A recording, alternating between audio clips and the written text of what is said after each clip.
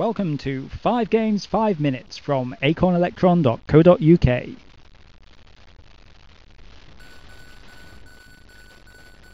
Most of you are probably familiar with Repton, which is one of the biggest selling franchises on the BBC Micro and Acorn Electron.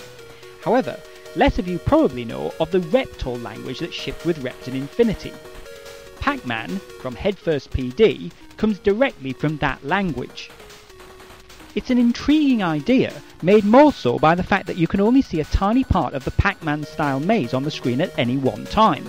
As in the original Pac-Man, you collect dots to clear a level, and power pills allow you to eat ghosts.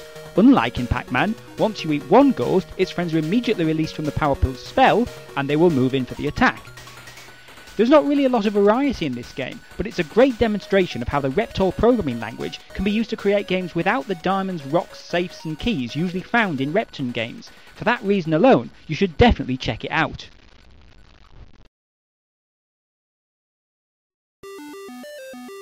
This is Plan B, an all-action shoot-'em-up all done in monochrome. You're in charge of a single war drone inside the vast Tograrian computer complex. You have to wander all over the complex, shooting the endless cycle of evil robots, which really are endless. At the top of the screen you'll see 3 status bars. These represent energy, ammo and computer. Energy and ammo, fairly self-explanatory. Computer represents the number of computers still operational in the complex. Your mission, to blow every computer to smithereens and then follow the way out signs to escape in one piece. Scattered around you'll find energy cans and bullets to replenish your dwindling supply. Plan B is a good game in many respects, but the difficulty level is a little bit too high. Speed, sound and sheer playability are bound to keep you returning to it. Now if you've never heard of this one, prepare yourself for a surprise. Crack Up is the Acorn Electron's best bat and ball clone. All the elements that you'd expect are in here. You launch the ball, you steer left and right, you keep it in the playing area, and hopefully you take out all of the blocks. As with all of these kind of games, you have to deal with a variety of different level designs, judge with pixel perfect accuracy how best to position your bat and achieve the optimum result. Some blocks are going to drop bonuses when you destroy them. Collecting these is either going to give you an extra life, an extra ball, a laser base, an extended bat, a slow-mo effect, or even on very rare occasions a jump to the next level. The only real flaw in this is the collision detection, which sometimes seems, well, frankly unfair. What is Drain Mania? Well, it's a wacky, colourful little platformer where the only objective is to stay alive for as long as possible.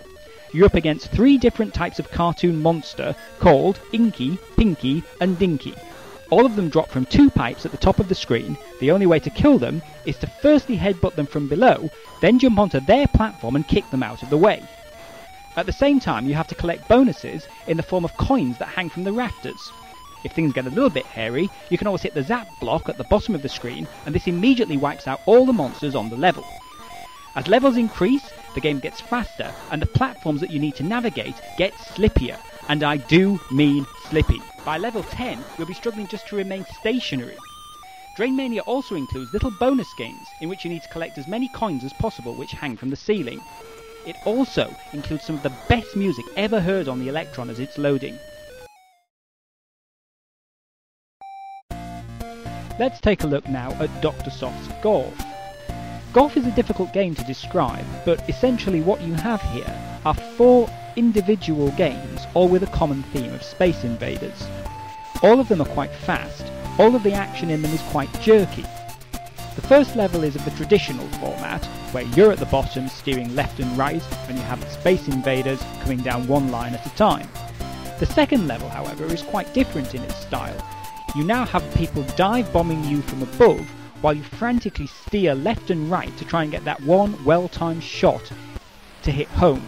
The third level is something different yet again. Here you have a rather beautiful space warp mechanism.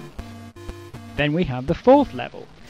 In this level you have a descending mothership with these rather 2 cute Space Invaders to pick off as and when time permits.